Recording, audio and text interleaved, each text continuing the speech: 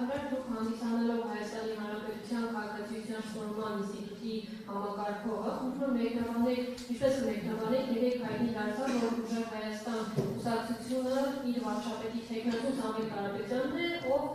մի քանի երկրի քաղաքացիություն ունի, ինչպես մեկնաբանեք սա։ Որպես Հանրապետությունում քաղաքացիության ոլորտի լիազորման ղեկավար,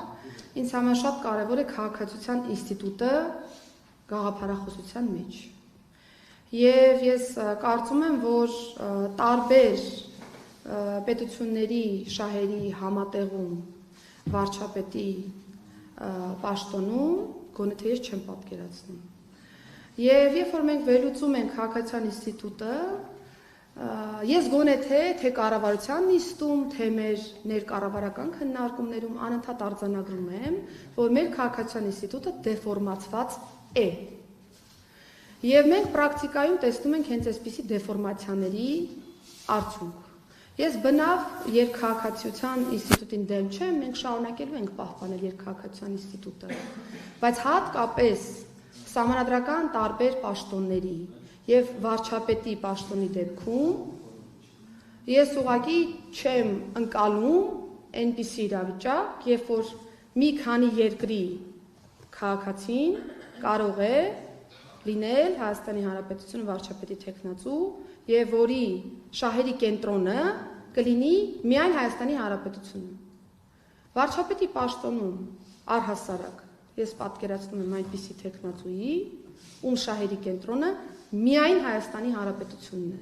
Մի քանի երկրների քաղաքացի լինելով, պիտի նկատի ունենանք, որ այդ քաղաքացիությունը արհեստական երևույթ չի, դա զուտ անձնագիր չի, դա զուտ թուղթ չի։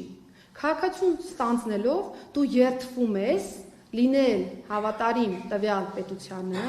նվիրվել տվյալ պետությանը եւ լինելով մի քանի երկրի քաղաքացի, ես մի քիչ դժվար եմ պատկերացնում, թե որ երկրի կենսական շահերի ավելի նախապատվություն պիտի տա տվյալ քաղաքացին։ Տվյալ դեպքում ձեր մատնանշած թեկնածուն։ Հայաստանի Հանրապետության դեպքում վարչապետ պիտի լինի միայն այն անձը եւ նաեւ վարչապետի թեկնածու, ում շահերի կենտրոնը միայն Հայաստանի Հանրապետությունն է։ Այսինքն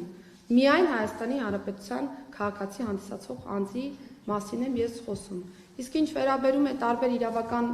մեկնաբանություններին տվյալ հարցի մասով եւ այլն, ես